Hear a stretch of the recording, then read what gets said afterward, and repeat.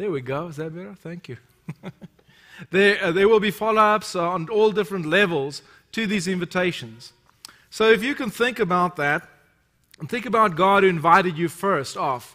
You are here today because you were invited. You were invited to come together. I remember when I was invited to be part of this congregation, to preach in this congregation. It was a tremendous opportunity for me, a privilege for me. Those of you who have served as elders and deacons, you can remember when you were invited to do that. Some of you can maybe remember standing out at a baseball field one day, and the Riera family was invited. And Tom, you had one son playing there, and so you invited, and so Jesus, you invited your friend Miguel and Alejandra, you're right? They were here today, they had their children here. And so it just keeps going on, and it's just an invitation. When we look at coming together, sometimes we can see it in a legalistic way, and we don't realize it is just Jesus knocking on our hearts, saying, won't you consider Summit as a place to come and worship on a Sunday night? Won't you consider coming to a fellowship meal this afternoon?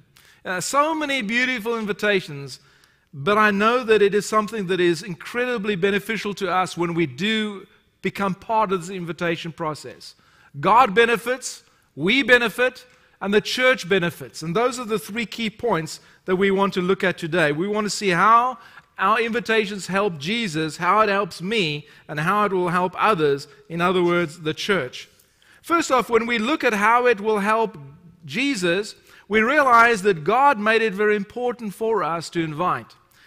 He told us in Hebrews chapter 10, verse 25, let us not give up meeting together as some are in the habit of doing, but let us encourage one another, and all the more as you see the day approaching. And if you look at the text from the beginning, it starts off with verse 23 as encouragement. Let us hold fast to the confession of our hope without wavering, for he who promised is faithful. And let us consider how to stir up one another to love and good works. And then comes the invitation. And Chris, can you go to the other slide for us?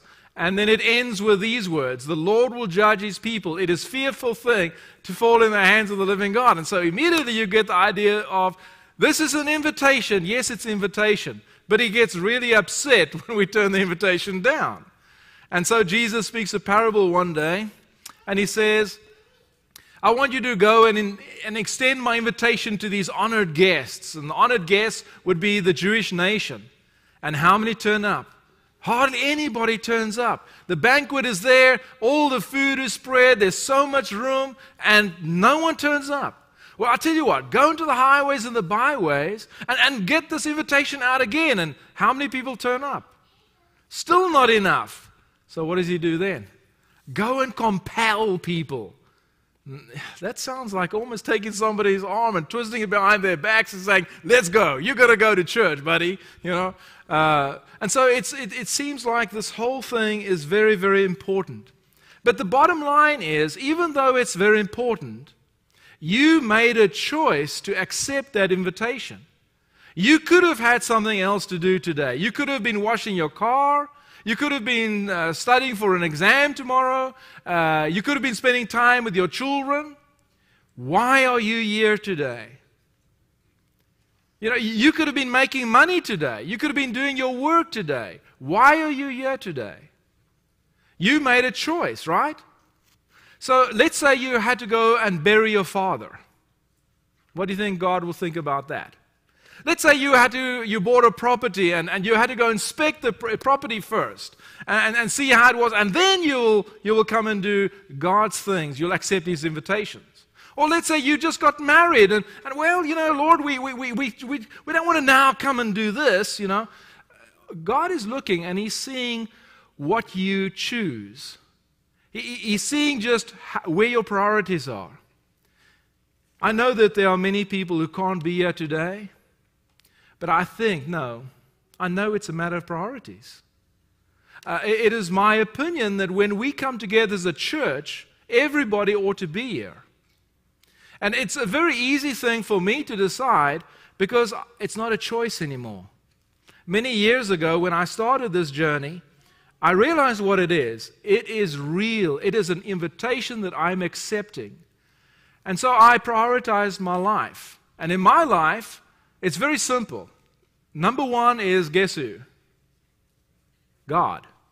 Number one's God. Number two is, guess who? Yes.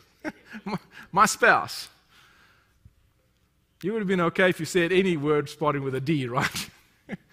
Okay, my spouse is number two. And then number three, my children. Number four, my work. Number five, my studies. I mean, my studies to get a PhD or whatever. That's right down there. I mean, so when I decide whether I'm going to be here today, and it's because I want to play with my children, let's see, that's 1, 2, 3.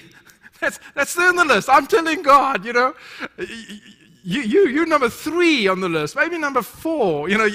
So it's a very simple thing. When you really think about it, take away all the fancy stuff and just look at it as God's going to see it eventually. And I know that the view from the pulpit and the pew is very, very different. But I have looked at this before I was a preacher. I looked at it this way. And I had the choice, the decision to make for several years. Even after I became a preacher, I was a more college professor than a preacher. And these were my years in Kenya. And, I didn't come there fluently speaking Swahili, and they didn't hire me to be a preacher. They hired me to run a university. And so I was looking at it from the pews. And it wasn't really a decision whether we should get into this little vehicle with no suspensions, put helmets on the kids so they don't get concussions on their way to church. It wasn't a decision. It was just something we did. And I'm not talking to you like a martyr. It was a fantastic adventure. We loved every moment of it. And the Lord took care of us. I could also say, I really have to work on Sundays because these are very busy days when people buy a lot of stuff. So that would make my 4th priority. You see, am I the only one thinking like this, or can you also think like that? It's not difficult. It's just a matter of priority. And so he's asking us, what are you doing? In Romans chapter 14, verse 19, we read, Romans chapter 14, verse 19, let us therefore make every effort to do what leads to peace and to mutual edification. This is where mutual edification takes place. In Hebrews chapter 3, verse 13, encourage one another daily as long as it is called today, so that none of you may be hardened by sin's deceitfulness. I remember one man telling me that he couldn't come to church Sunday morning. And the reason he couldn't come to church Sunday morning is because he worked really, really hard during the week and didn't get enough sleep. And it was very bad for his health not to get sleep, and so he had to sleep on Sunday morning because it was very dangerous for him not to sleep. And so coming to church would harm him. What do you do with something like that? It sounded very logical.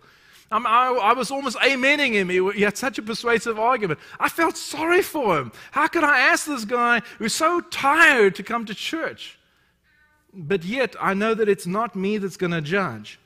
In Matthew 10, verse 37, after talking about who confesses me and who doesn't confess me, Jesus says this, anyone who loves his father or mother more than me is not worthy of me. Anyone who loves his son and daughter more than me is not worthy of me.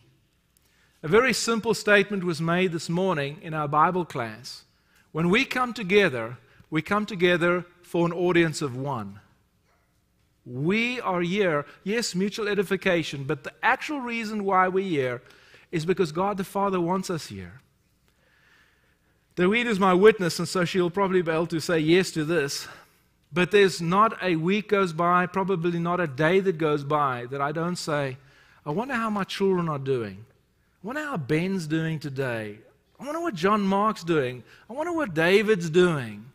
And when they don't reach out to me, they don't like social media. And so I get photos of them when their friends tag them and that type of thing. And being boys, they're not just going to call anybody, especially not their dad.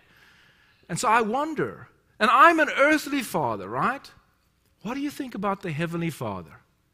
What does He think when we don't want to reach out to Him, when our priorities are, we're too cool to do that? They really need us to do that. This morning I heard, and it was so appropriate, Brian, after your lesson, there were two young men who wanted to be baptized. One was sitting right over here, and he can't get baptized because of legal reasons, right? A social worker has to sign off on this kid being able to be baptized. What do you think about that? It just blew my mind. That here's a young boy who's traumatized because he believes he needs to be baptized to be saved, and somebody's got to sign off to let him do that. You know, there's a point that I say, I don't care what the government says. I don't care what the laws of this country say. If they say we can't worship on a Sunday, guess what I'm going to be doing?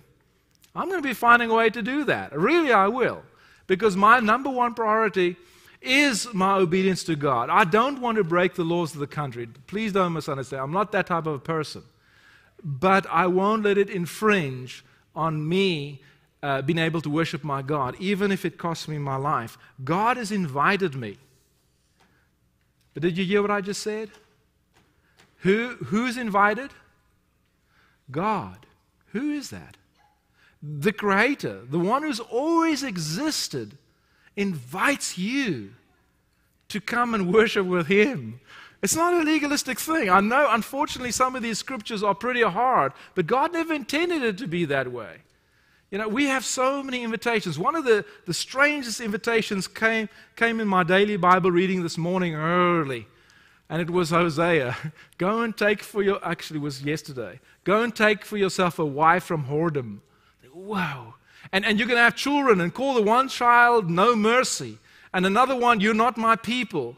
And that is God trying to say to us, look, let me tell you what I think about you when you don't want to pay attention to me, when you don't want me to be number one. This is what I think about you. And it's really serious, and I sit up and I pay attention. You know, who can miss that? Can you imagine starting a sermon like that, right? That would be, whoa, where'd you come from? Especially if you didn't notice the words of God. Where'd you get those? But that's how bad God sees it. So it is very, very good for God when we say we accept it. It's just church, like we talk church attendance and not attending church, it's an invitation. That's what it is. Right at its core, it's just an invitation. What the elders are asking us to do is just go out and invite.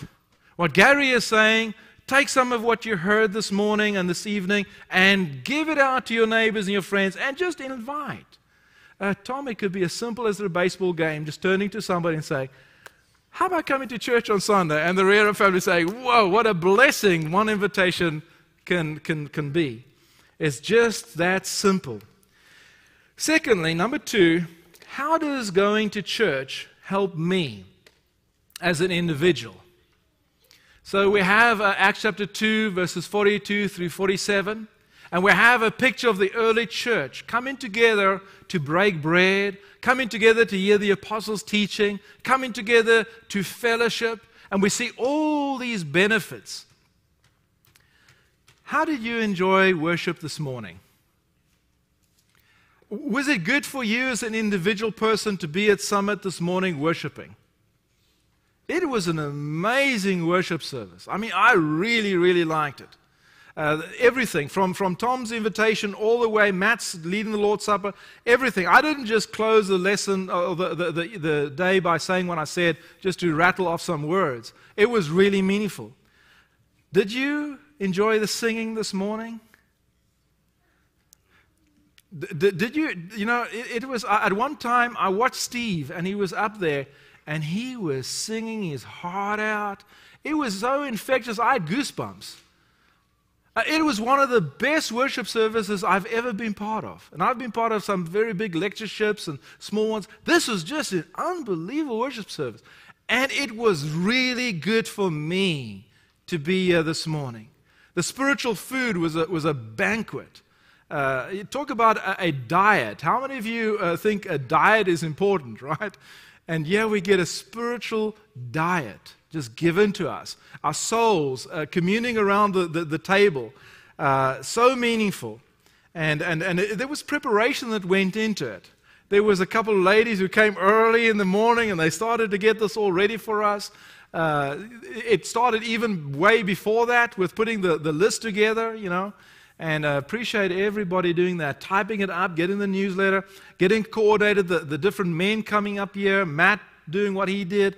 The Lord's Supper was great. Just every aspect of it was wonderful. And so I think when we come together, we get the kind of diet that we need to. We get exactly what God wants us to get. Thirdly, it also helps others. In other words, when I talk about that, not just God, not just me as a person, but also I believe it helps us as a church. Just after having said, speaking the truth in love, growing up to Him who is the head, in verse 16, Paul says, from whom the whole body, joined and held together by every joint with which it is equipped, when each part is working properly, makes the body grow so that it builds itself up in love. But look at that part there. Each person, held together by every supporting ligament, right, grows up. So everybody has to do its own work in love as each part does its work. So it emphasizes that each one of us has a gift, and each one of us has to do something. So what is your gift, and what are you doing? I know right now we have a lot of things going on. So it would be very easy for me to say to you, we need somebody to help locking up the building. We need somebody to help coordinate the colony Lord's Supper service that Gary and I and my brother were part of, and Cheryl were part of this afternoon.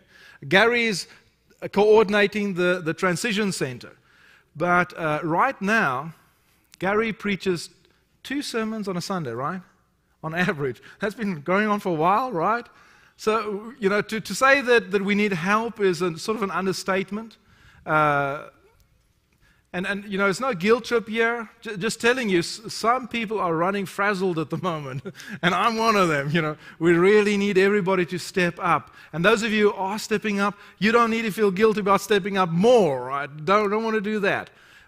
But the church, every one of us has a gift, and we all have to do our part, or some are going to be, doing too much, and some are going to be do too little. And that is going to make us a sort of a very warped body. Everybody has to do their part. I remember there was a man who would come to church, and he was the bank manager in town, and he was also the wealthiest man in town. And in this particular church, they had the sermon first, then the Lord's Supper, and then last thing was the giving. So the bank manager would sit right on the back pew there where Pam's sitting, and just before the plate would get passed, guess what he would do? He'd get up and he would go. Right, what's the clock? And out he would go. One day he came in, and I don't know if they planned this, but there were no seats open anywhere. He had to come all the way down, and he sat right there. And they were having a drive. They had a very urgent problem. The roof was going to cave in. And so everybody was appealing, let's get the roof built. Let's get money raised for the roof. Even when they had the Lord's Supper. Lord, thank you for this wonderful place this body can meet, but Lord, the roof is going to fall.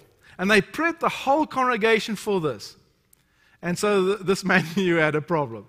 So they started over here, and they got the plates, and they were about to come out like that. And part of the roof fell down, just not a real big piece, and hit the guy on the head. Instantly said, I'll give $1,000.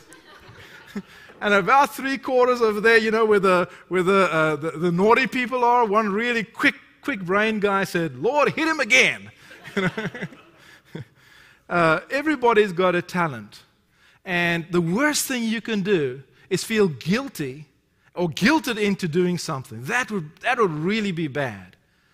But I suppose maybe worse than that even is if you have a gift and you're holding it back. And the church is not being blessed by what you have to offer. We've got stuff to do. Tom, you challenged me this afternoon. We're going to get that done. What you challenged. We're going to get that done. But it's like, just stop and starting. And then when you have one person like me that tries to do too many things and nothing really gets done properly. That's the other problem. So if you have something you want to do, please feel free. The Lord's church is going to look beautiful, and it is looking beautiful, and we are being challenged, and the challenge shouldn't make you feel guilty. There is a great advantage. Trish, Matt, and I attended something once, not too long ago, Trish, and we learned that if you do something, you get double the endorphins of what you would have. Twice a Hershey kiss, let's say, 300. Get 300 for doing something good. I know when we turned up to do things like Habitat for Humanity, Keith, it was kind of hard, but I'm sort of looking forward to when the next one is. Now, Keith thought that I wasn't one of the best workers, so he's probably hoping a whole lot of you others would say, let's do that so Neville doesn't have to do it. And little simple things like tidying up today. Really appreciate everybody doing that. In Psalm 122, verse 1, it says, I was glad when they said to me, let's go into the house of the Lord. And ultimately, that's what it's all about. When we invite, we end up being so blessed by it. God's church is blessed. God is obviously blessed. This weekend, I spent some time, yesterday actually, 3-4 years ago, I had an idea of what I wanted to do. We have some Mac houses above us. If you know what that means, it's houses that completely overlook you. And so the back area of our house is sort of off limits because our neighbors love to spend time outside. So I decided to put up a screen. But what I needed to do to be able to put up that screen is I needed to have a plan. And then once I had the plan, Keith, I had to put the labor in, right?